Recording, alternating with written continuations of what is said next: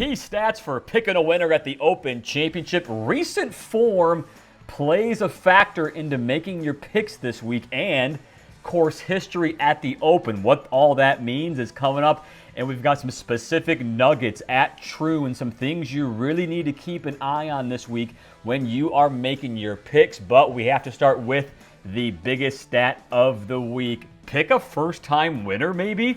In 14 of the last 15 years, we have had 2 or more first-time major winners. The only year we didn't was 2014, and we only have 1 so far in 2024, and there's been exactly an average of 2 every single year.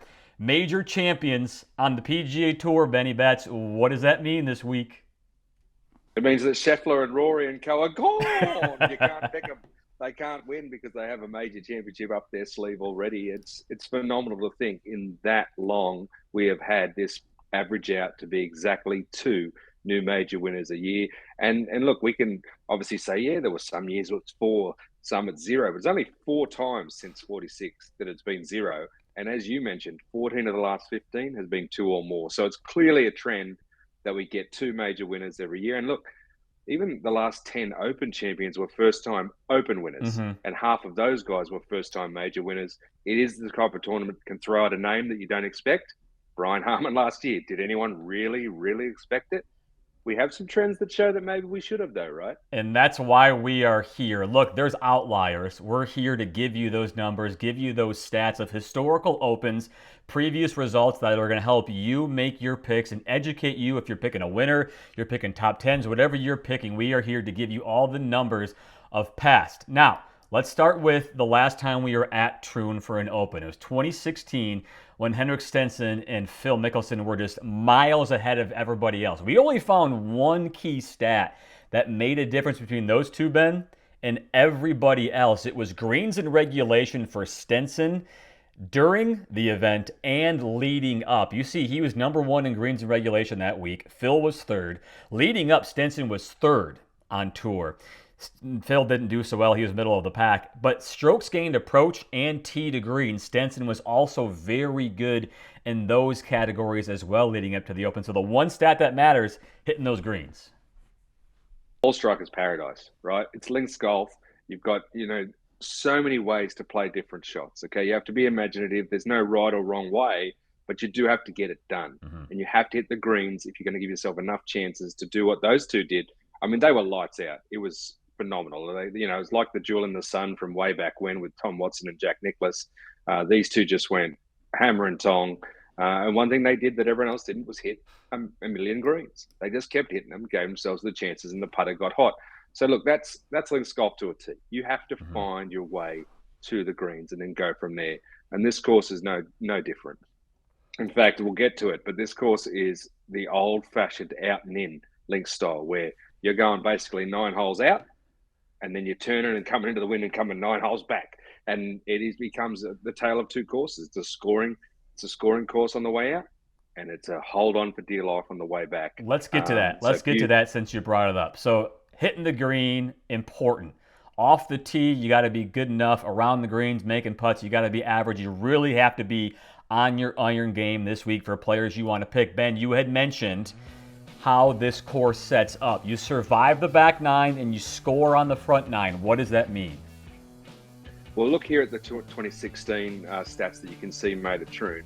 The front 9, which is a par 36, played just a little over par with all the field for the week. The back 9 is actually a par 35. You can see there, 37.01. It was +2 in the field over par. And you can see here, there's only 1 hole in the entire back 9 that plays under par. I think it's the par 5 16th or 16th. That's your only chance to essentially make a birdie on the way home. The 11th hole was the absolute hardest hole on tour in 2016. Not just for the week. Right, everywhere. The whole season. It was the hardest hole, 4.56. And you also had the 13th and the 22nd hardest hole of the season on the 15th and 10th hole of this back 9. As I said, it usually plays back into the winds. It's a really long trip home. You have to survive it. You have to be ready to essentially give up the mojo you've had on the front, right? If you're going lights out on the front, you're feeling so good. I'm 1 million under, I'm flying, I've got 4 birdies on the front 9. Then you turn and all of a sudden you are just playing a complete different beast, a new hole. So you want guys who have got stamina, who can play long into the back nine. And remember, this is an open, so we're all starting off the first. Right. There's no We're all split going tees. 1 through 18. There's no guy who you think, oh, he's going off the 10th, so he's going to struggle to the start. Unless we have severe weather issues, they don't do that in the open. We go from crack of dawn to the end of the day. You know, we've got plenty of sunshine in Scotland at this time of year, and that's what we can expect. So, yeah, it's two different golf courses. If you think of guys like lighten it up early and think, wow, look at him go, don't expect him to stay there or keep that hammer down. It's going to get tough. Right. So you want players who are on top of their iron game. You want those who are able to score late in the round, not who's going 4 or 5 under on their front nine, and then you see them kind of fall back and you don't hear from them ever again. It's true links in one way, out the other. So that is stat number 1 and stat number 2 for you. Now, we're doing things a little different this week since we don't have true strokes gained from all the historical data. So anything we were to tell you wouldn't be really that accurate, and we want to be accurate here. So what we're doing is we are going to look at players who, in the top 5, this is a very, could be confusing looking stat here for you, Ben. But what we want to dissect here is how each of the last 3 years, everybody in the top 5, how they did leading up to the Open Championship. This graphic right here tells you almost everybody who was in the top 5 in the last 3 years was playing good to great golf leading up. Now let's look at Jason Day last year. He won a few months before that. Cam Smith in 2022 didn't play that great, but he won the Players earlier that year. What this stat tells me is, Will Gray brought this up last week, Ben, you want guys who are playing their best golf at the Open, right around the Open period. 100%, Chris. You don't want to be coming and trying to find your game. Right. You already have had to have found it. It's very rare that you're going to get lightning in a bottle having not played well. I mean, yes, Harman was an outlier to win the thing, but as you see, he was playing decent coming in. He actually had played well in Scotland. Was doing okay. It had some previous success in Opens, etc. So you know that it's got to be there. You've got to have found something in what you're doing before you get there. You have to be feeling good about your game. You have to have the mental capacity for it. Because that's, again, this is a huge part of this. The mental capacity at the Open. You need to be able to handle bad bounces, bad breaks. Oh, my ball rolled into the bunker and I'm up against the lip. I have to go out backwards, sideways, etc. Yep. If you're not ready to handle these moments because your game's not 100% or not close to it, you got no chance. You got no hope. So you need to have some hope. You need to have some form coming in, and you probably need to have had some form in the big events, and you probably have had to have some form in this event. You mentioned both of those, so let's dissect both of those. Form in the big events. Let's look at these exact same players, how they did at the majors that year when they finished in the top 5. Now, originally when I was doing this, I made the assumption that you didn't really need to play well in the previous majors that year to do well at the Open. But the more numbers I did, Ben, the more I realized Brian Harman not doing well in majors was a serious outlier. Almost everybody on this list had done well in at least one major leading up. There's a few outliers. Dylan Fratelli's an outlier.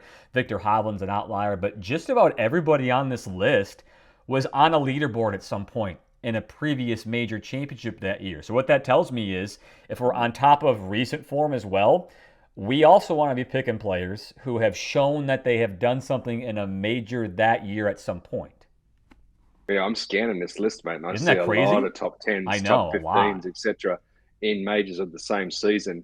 I do think that's clearly showing that there's something to that. I think that you've been in the furnace of competition. You're able to feel the major championship golf and what it means, and you've got sort of some good vibes, and you've learned from a few mistakes, and it's got you in good stead for when you come into the final major of the season. Look, that's eye-popping stuff. As I did a little bit of research, and I think you made a graphic for me as well on. You also probably want to have some form previously at the Open. So let's talk about that. I know that if you've been able to have a top 10 prior to winning, you can see here, like these guys had previous top 10s before in the Open before they went on. what is it, 8 out of 10 there. Yeah, Only Cam Smith, who had a T14, right. right? Like it's not like he had shown some form there. And Colin Morikawa is the real outlier because he won on debut. Hmm. I mean, the rest of But them that was had Colin's breakout. shown. 2020 won the PGA, and then he won the Open the next year. That was a Yeah, breakout. right. So you see here at least one option where you've put yourself in the mix at the Open. You know what that feels like. You know the type of the golf that's needed for success at an Open. I think that really sort of starts to speak volumes. So here we go. Like, let's think about what we've told the people here. You need to go try to find the Yeah. unicorn, and I'll be doing this for my own column. I haven't got there yet, but I'll be looking for a person who's got a previous top 10 or at least a So top so 20 let's at let's the Open. let's go over that. We've thrown a lot of stuff at the people. So let's Yeah. start there. Start with that. Go ahead, and I'm gonna flash them all I up. was going to say, like, yeah, you want a guy who's top 10 previously at the Open, Yep. perhaps even like at least a top 20, but a top 10 is the real unicorn there. You want someone who's played well at this season's majors, so Yep. someone who's got maybe a top 10 or top 15 That's at one two. or two of the majors previous. You want someone who's had maybe a top 10 or 15 in the last three I don't know or what these four balloons weeks. are doing on my thing. The last 3 or 4 That's weeks that's leading up. three. You want to find, yep, you want to find that. And then you want to go to the strokes gained approach or tee to green figures on pgtour.com and see if any of those guys that you're still in your list Yep. have absolutely a high on that. And hang on, after all that, which one of those have never won a major? Because That's a Benny Betts eliminator column right there. correct. We actually have a chance to get an elimination style column. I'll have a mini version of that out tomorrow, no doubt. Because look, I liked what Ludwig Aubert did last Hmm. week, obviously until he fell apart. But he doesn't have the prior experience at an Open. Hmm. So do I dismiss him because he doesn't have a top 10 at the Open before, or are we thinking he's a first timer? He's playing well. He played well at the other majors. He's ticking a lot of the boxes, right? Maybe not all of them, but a lot of them. And I think that's what we need to do. Start looking at who fits most of these boxes and work from there. Like obviously Scotty Scheffler, the favourite, is a really good ball striker, Hmm. the best out there at the moment. But the trend says he's already won a major. He's not going to do it here. We've thrown a lot of information at you. And before we go, I actually have a fascinating exercise for everybody because the stuff that we just put up on the screen here, okay, if we take that as somewhat factual, somewhat accurate, let me give you four players who basically all of us, Ben, have, I don't want to say written off for 2024, but we're clearly saying that these four players are not playing their best in 2024. But here's the problem, Benny. Uh, Ooh, okay. Three of these four guys fit the trend perfectly for recent success and decent major play. Jordan Spieth is out. I personally wanted to think Jordan Spieth could do well just because he's been so good at the Open. Everything about the numbers we're saying says that this is not Jordan Spieth's year at the Open. Now, the other Okay. three are very interesting because Thomas, Cantlay, and Hovland, we've basically written them off. 2024 is not the year, but here's the thing, Benny. If any of those three guys went on to win and you go back and you look at our stats here, none of it should be surprising because all three of them fit that mold. Yeah, I'm looking at this now, mate, and you're right. I'm chucking Spieth out with the bathwater. Yeah. He's gone because he doesn't have major success this year and not necessarily great form this season or in the recent times.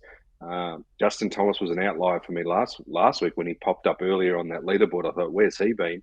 But you look, he's got that there. He's also got a top 10 in a major this year, so perhaps he could be considered. But look, for me, my eyes go straight to the first two. Mm-hmm. Why? Have they won majors yet? Have No, they they? haven't. Have they come close? No. Cantlay, you could say his most recent Yeah. one was his best one. They've gone very close. Do they have form in the Open before? I seem to remember Victor Hovland 2 years ago going very close, being in the final group at St Andrews in the 150th Open, falling a little short. And I think Patrick Cantlay has at least one top 10 in the Open prior. So there you go. There's two guys that maybe are fitting exactly what we're talking about across the board here. That, look, leading in, you're thinking, oh, they just haven't been that good this year. They're just not as great. We're basing them against what they've done at their absolute best. but perhaps we don't need to be looking at that. Perhaps we just need to be looking at what they have done in the stats that we pinpoint here today. You're right there, Chris.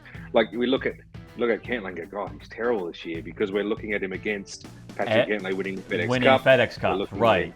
Winning signature events. Hovland, same thing. Yeah. Both of those two FedEx Cup champions winning big events. So we're looking at them going, oh, they're not playing that well.